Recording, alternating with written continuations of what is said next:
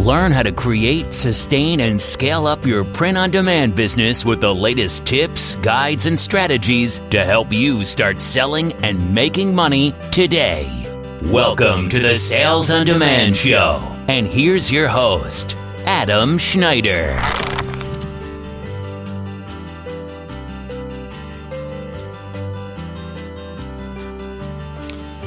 Hi everybody, welcome to episode 38 of the Sales on Demand Show. Yes, it is true, I skipped a week, but it was totally planned. I just didn't mention it on the last episode. We went to Edmonton celebrating my wife's, let's just call it her 21st birthday, just in case someday she goes back and listens to this. I'm going to cover my tracks, but we had a great time. We were into West Edmonton Mall. If you don't know what West Edmonton Mall is, it's literally the only thing about Edmonton that's worth visiting. I'm sorry if you live in Edmonton, but that's the truth. It's only slightly easier to drive around Edmonton than it is Calgary, so I mean that's not great. But we had a great time. Stayed at a hotel, spent some money, went on some rides, went in there's a huge water park there. I mean, the mall is just a one-stop shop for entertainment. There's a huge amusement park in there with 3 roller coasters. It's crazy. Somebody actually died on those roller coasters back in 1994. Anyway, so here we are, episode 38, and man, I've got some more Etsy tips for you.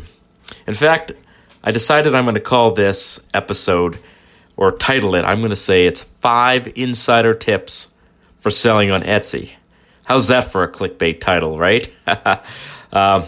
Actually, all of these tips, I call them insider tips because they all come from Etsy, although some of them don't. Some of them I'm just discovering from other top sellers, but these are all things that come from Etsy or are things that I've learned from selling on Etsy. And some of these things are things that I haven't even actually implemented myself, but are pretty high-level stuff. So if you haven't already started selling on Etsy, then what the heck are you doing? Like, open up the account. Just don't sit there and wait for things to happen. It's not going to take care of itself.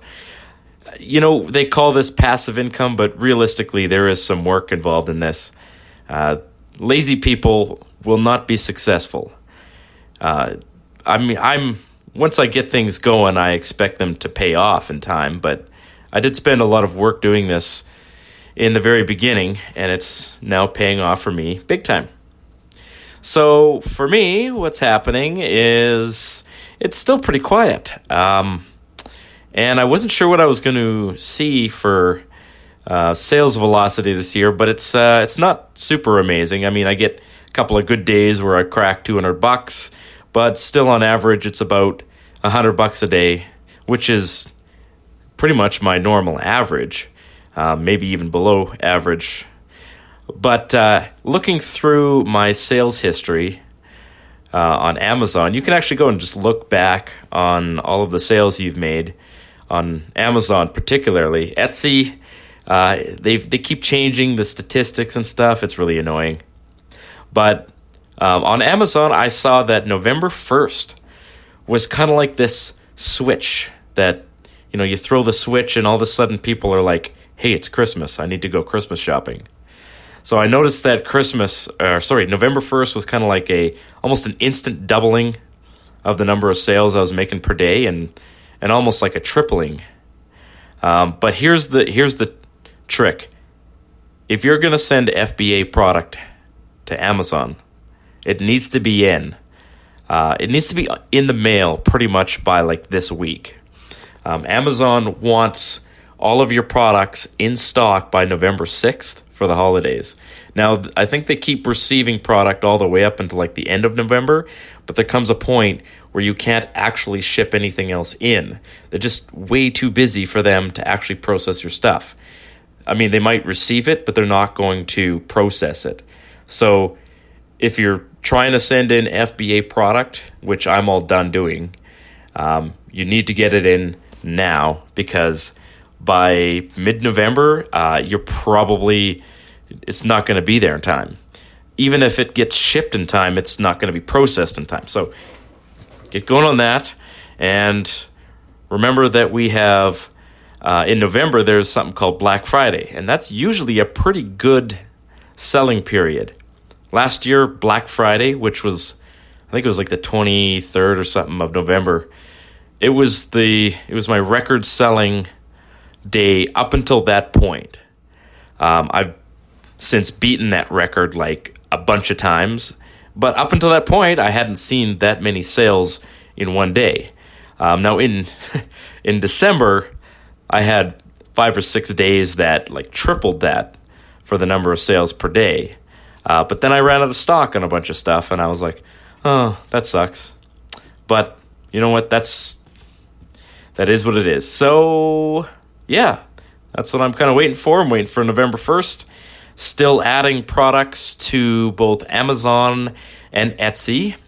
And indeed, some of the products that I've been adding have been selling almost like the next day. It's just that it's such a tedious process on Etsy for me to sit down and actually go and list these products that I can only do 1 or 2 a day, and then I just get bored of it. So realistically, I need somebody who doesn't get bored of doing these things to come and sit down at my computer and just do it for me. If I could automate that, I would. All right. I've got some Etsy hacks for you here. So here's a couple things. Here's some goals for you to shoot for. Open your Etsy store tomorrow. If you haven't done that already, like, what are you waiting for? And you should aim for 100 listings by the end of October. So right now it's October the 20th. You got 10 days. If you started last week, you might be getting close to 50 if you were doing 5 a day. If you aren't already started, well, you're probably not going to hit 100 by the end of October, but you could probably come close. So you should try to aim for 250 by the end of November. A lot of people ask me, and they ask other sellers who are doing well, and they say, well, how many listings do you need on Etsy to start making sales? And the answer is between 1 and 1 million.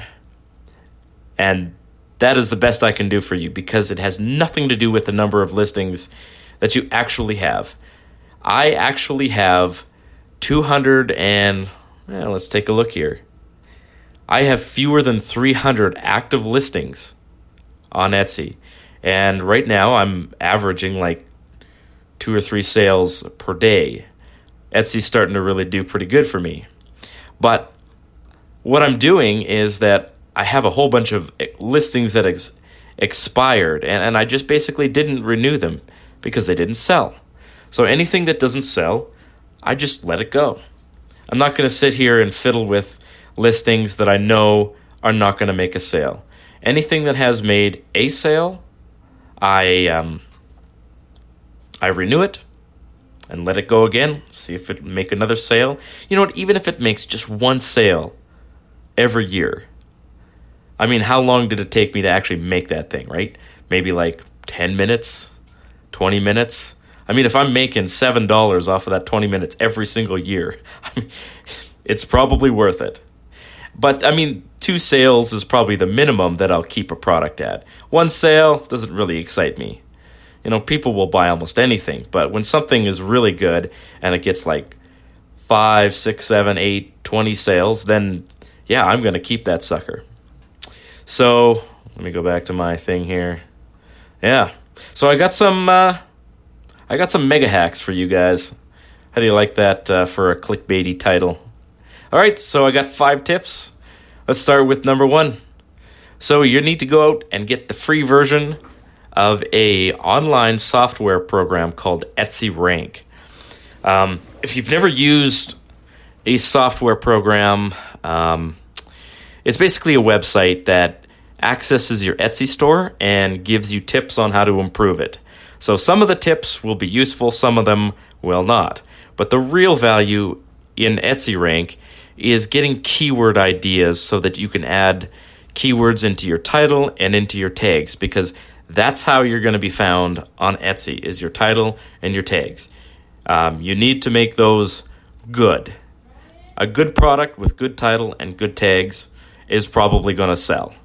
A crappy product with good title and tags, not going to sell. It's going to get lots of views. People are going to land on it and look at it. It's going to come up in the search, but nobody's going to click on it and buy it. Or if they click on it, they're not going to buy it. So that should be a clue. If you see a product that's getting a lot of traffic and nobody's buying it, it means they don't like it. And you know what? When somebody doesn't like something, they're not going to buy it. There's no use sitting and banging your head on the computer screen trying to force people to buy something that they don't want. Make things that people want to buy. Don't rely on your own intuition as to what's going to sell. You got to look and see what kind of trends are running, what people are looking at outside.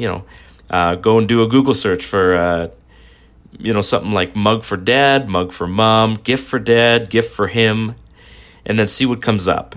And whatever looks like it's trending, find some fresh way to create a product out of that and then list that on your Etsy store. It's as simple as that. So get the free version of Etsy Rank. If you really want to go hard, you could pay the $10 a month and get the pro version. And it looks to me like they have a super pro version. But honestly, I'm not going to pay for that. I don't need it. So what I'm looking for here on is the keyword tool, and it was free. And it gives me, it just gives me a bunch of keyword tags that are related to one keyword. So just for example, I typed in sister mug. And so what comes up is a whole bunch of tags that are related to that. So it's gift for sister, sister birthday, favorite sister, sister coffee cup, sister quote. Any of these would make a good tag on your product. So as I explained to you last week, each product gets 13 tags that you can attach to that product that help that product come up in searches. So if somebody searches for, let's look here, Soul Sister mug, and you've got that in your tags, there's a good chance it'll come up for that search on Etsy if somebody's searching Soul Sister mug. Now, if your product has nothing to do with sisters and you're typing in the tag for Soul Sister, then it might come up, but people are not going to click on it. So there's no use entering tags that have nothing to do with your product. The key is to find tags that have a lot to do with your product. So when someone types that tag in there, or a sister gift or whatever, and your product comes up, they're going to click on it and buy it. So that's really how it works for tags. Etsy Rank and Etsy Rank Pro. And there's also another one. Let me look here. Etsy Rank Pro and Expert. Ooh, Expert. Man, they really want you to feel like a big man or big woman by saying you're an expert if you pay them more money. But yeah, they do give you more information if you buy the Expert and Pro level plans. So, if you're really trying to go hard on Etsy, it's probably worth $10 a month to pay for Etsy Rank Pro. I don't know what Expert costs, probably like $30 a month, but interestingly enough, there are people on Etsy who are just making an insane number of sales. So on the Etsy Rank front page, it tells you who made the most sales yesterday. So there's a seller named Planner Kate 1 who made 884 sales yesterday. That is crazy. In one day, this person is selling almost as many items as I have sold in 2 years on Etsy. And there's tons of people making lots and lots of, obviously that person's at the top, but the next person down made 570 sales. And this isn't even the busy time of year, guys. This person's probably going to make probably 2,000-3,000 sales a day at the busiest time of year. That's sales, not dollars. If you're making $5, $7, $8 profit per sale. That is an insane amount of money. Of course, this person has probably got help. Looks like they sell planners. That's a print-on-demand item. And you can actually click on there's a link to the seller page, and it tells you what they're selling. So this person is selling craft supplies and tools. And they're selling Christmas tree stickers, which is definitely a print-on-demand item. 100%, that's a print-on-demand item. This person has a supplier printing stickers, and they've created a template, and they sell these stickers. Or they've pre-printed like jillions of them. But no, Etsy rank is definitely worth, the $10. So that's number one. So number two, create sections in your Etsy store and filter each product into a section that makes sense. So what I've done, and I don't know if this is necessarily the right way to do it, but if somebody visits your seller profile, they'll see all of the categories that you sell in, or the sections, I guess. So I filter my stuff into like family. I don't know. I don't have my sections in front of me right now, but I've basically filtered as many of my items as I can into a section just to give it a little bit more congruity. And that way, if somebody searches in a section, even if the product they first clicked on isn't something that they want to buy, there might be something else in that category that they might want to buy. And they might look through it and be like, oh, I wanted a gift for, Opa instead of Oma. And then they'll look through, oh, look, there's one for Opa. And then they'll buy it. That actually reminds me, I have some products that I need to add Oma to, because that's another name that people don't think about, but that's a common name for grandparents, and you should be creating products for any kind of these kind of cutesy names. So for grandparents, there's so many different names. There's like Poppy and Papa, Opa, Pop. I don't even know. There's probably like 12 different names for grandfathers. And if you have a really good selling product, make sure you add all of those titles in there as different variations. So categories, number 3, make sure you add all 13 tags and try to make them different from each other. So what I was doing in the beginning was I was doing 2 things wrong. So first of all, my tags were far too generic. It was like mug for dad, dad mug, dad coffee mug. That's pretty generic, and it's too competitive to really make a big difference. So, sure, you've got a mug for dad, but I would add in funny dad mug, or just expand beyond the basic mug for dad kind of thing, because that's just going to get buried in, it's going to get buried in the search. By all means, make one of your tags coffee mug for dad, but don't make all 13 tags some variety of mug for dad. Make sure you vary that up, and of course use Etsy rank to find different ideas that you can add as tags, like mug for him, gift for him, funny gift for him, funny Christmas for him. I don't know. I don't know if those are good tags or not, but if you have Etsy rank, you can probably sort that out. All right, so this is actually a fairly high level tip, but and this is for people who are already selling on Etsy. But remember this tip for when you are successful. If you already have a product that is selling fairly well, list it twice or list it 3 times.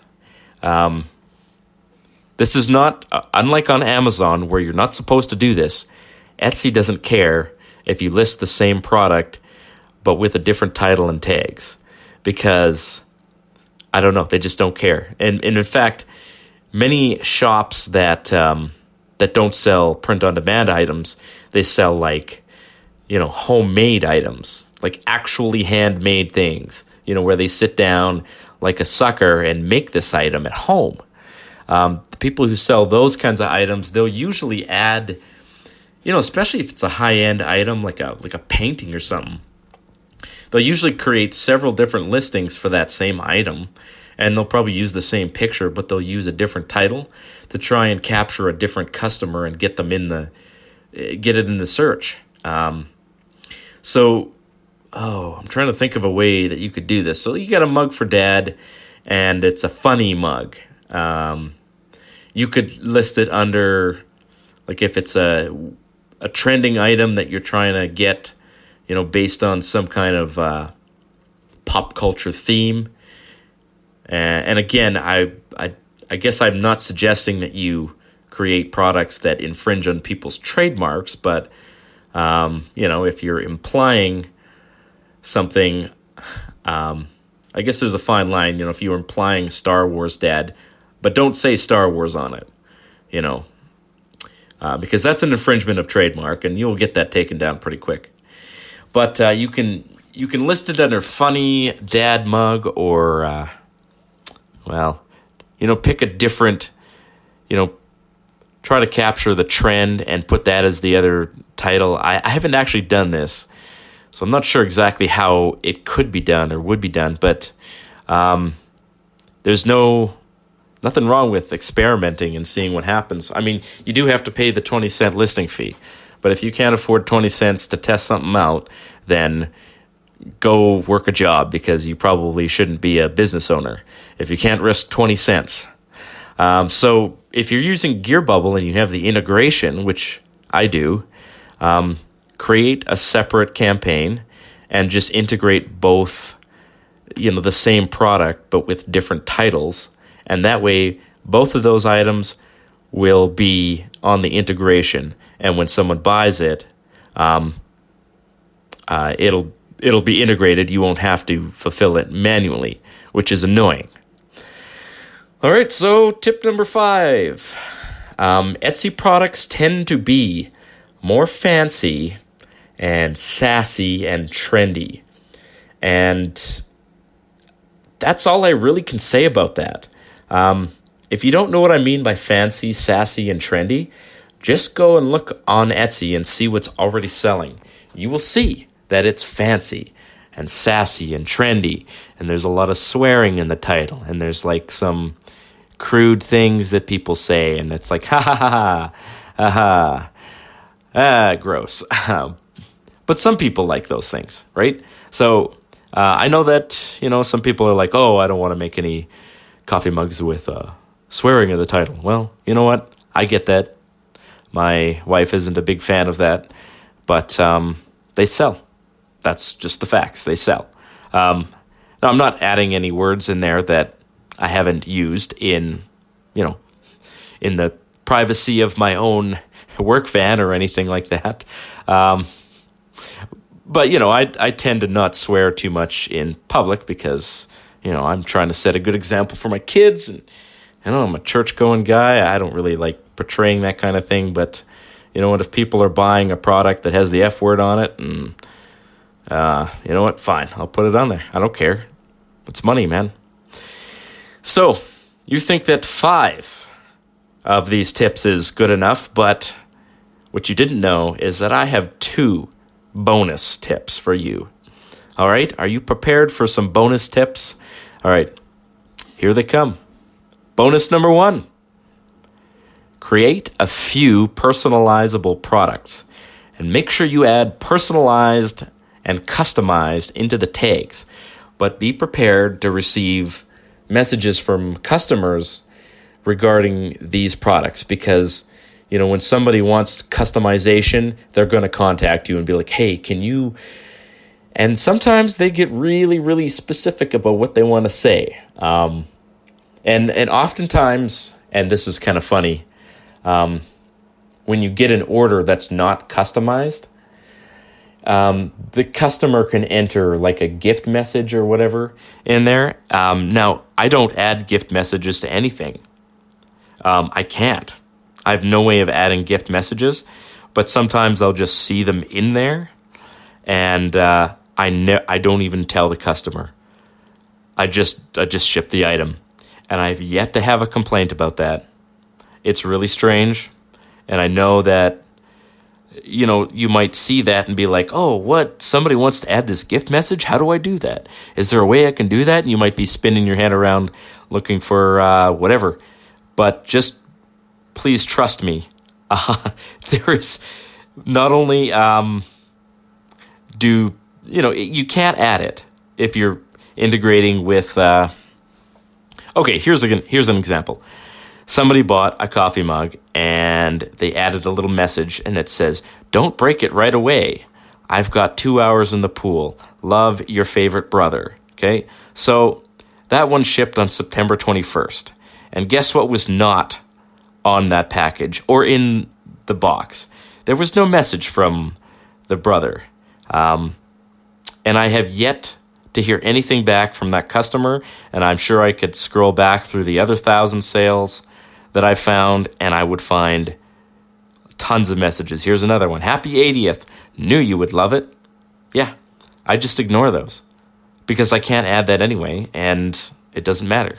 So, yeah, guys, gift messages, if you want to add it to the product itself, make that a personalization feature. Otherwise, don't even sweat it because it's just an extra pain in the butt, and there's no way for you to actually add it in there. All right, so bonus number 2. This is all about snippets. So once Christmas starts getting closer, you're going to start receiving messages on Etsy. If you have like 250 listings, it's inevitable that somebody's going to find a listing and send you a message about it and be like, "Hey, I'd like to buy this. Could it say this? Could it say that?"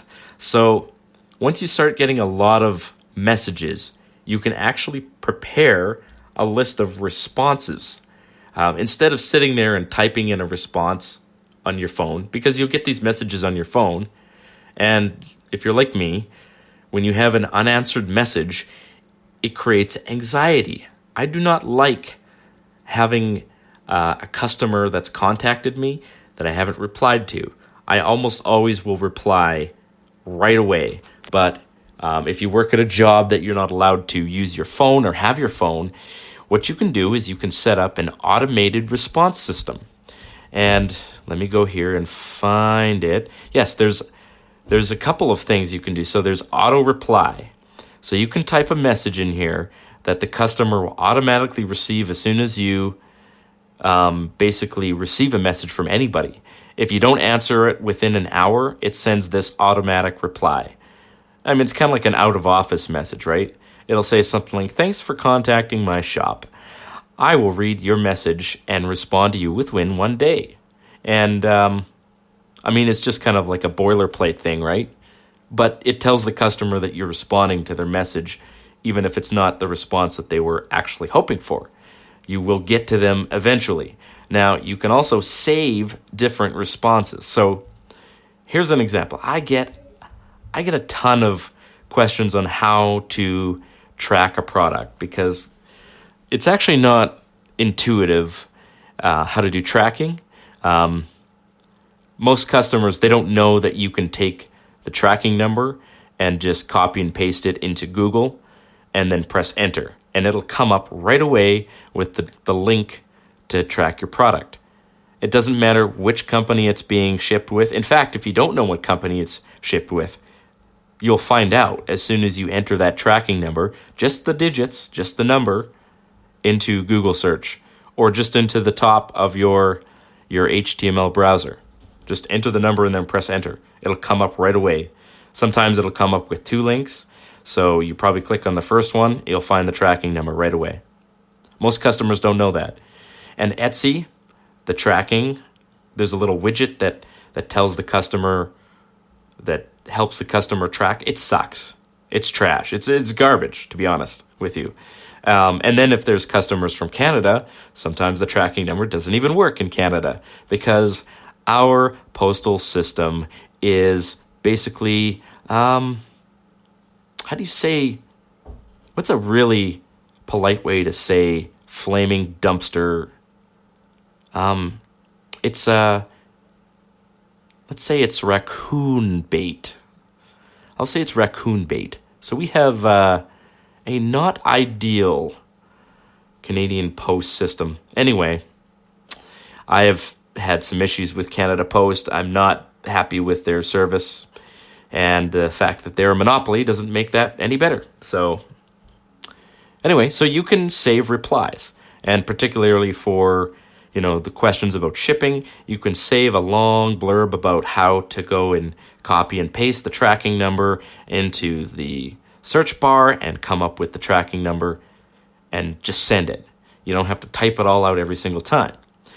Now, what I do is I will often do that for the customer. If I have time, I'll just paste the tracking number into the search bar, get the link, and send them the link.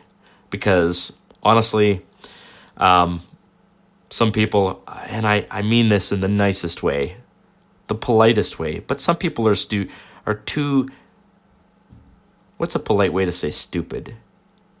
Not smart. Yes, they're not tech savvy enough to do that. Even if you explain it to them, they'll be like, where's the search bar? Or how does this mouse work? Or I'm touching the computer screen and it's not working. There are people out there who are like that, and I don't know how they continue to draw breath in this technological world, but they are still there, and they're shopping on Etsy and on Amazon. So yeah, you gotta have to do the work for them sometimes. It's just easier. But I've done that, and I've never had an issue. Once I send somebody a tracking link, I almost never hear back from them. Except if it's a Canadian shopper, and they're like, it's been 3 weeks. This product hasn't arrived yet. And I'm like, for the love of God, Canada Post, would you please get your... Right, so yeah, last year we had a postal strike, and that just really made things fantastic for me. But we don't have one this year, so hopefully it'll be a little better. So that is bonus number 2, guys, and that's it for this episode. How about that? Almost a tidy 30 minutes. So next week, I'm going to start talking about Amazon. It's almost kind of too late to start doing No, I shouldn't say that. It's never too late to start doing Amazon, but you're not going to gain as much momentum this year as you would if you started, in August or, July, like I had kept telling you. But, if you only just started listening to the podcast and you're like, well, I want to get started on Amazon. Yeah, of course you can get started on Amazon. And as long as you can get your account approved in time for, say, like mid-November and start adding products, there's a huge chance that you're going to start adding products and get a sale on them right away, especially over Christmas. It's like Christmas. I love Christmas. It's so great. So busy, but so great. All right, that's it, guys. Probably going to put a link to Etsy rank in the description, in the show notes. Make sure you check out the iTunes subscription site if you have an Apple phone. Leave a review if you don't, mind. If you like this podcast and you're getting something out of it, leave me a review. It actually really helps build rankings on these sites if people leave reviews. You can leave a review on Facebook too. That kind of helps. Like the page. I usually post a link to each episode on the Facebook page. You can also leave comments on that Facebook page. I'm a social media addict, so I'll be there. I'll answer questions if you got any. Probably around November 15th, the answering questions might be delayed a bit because I'm going to be focusing on my selling business, but I'm still going to be throwing an episode out pretty much every week and only skipping the weeks for vacations. So great. We will talk to you later. Cheers.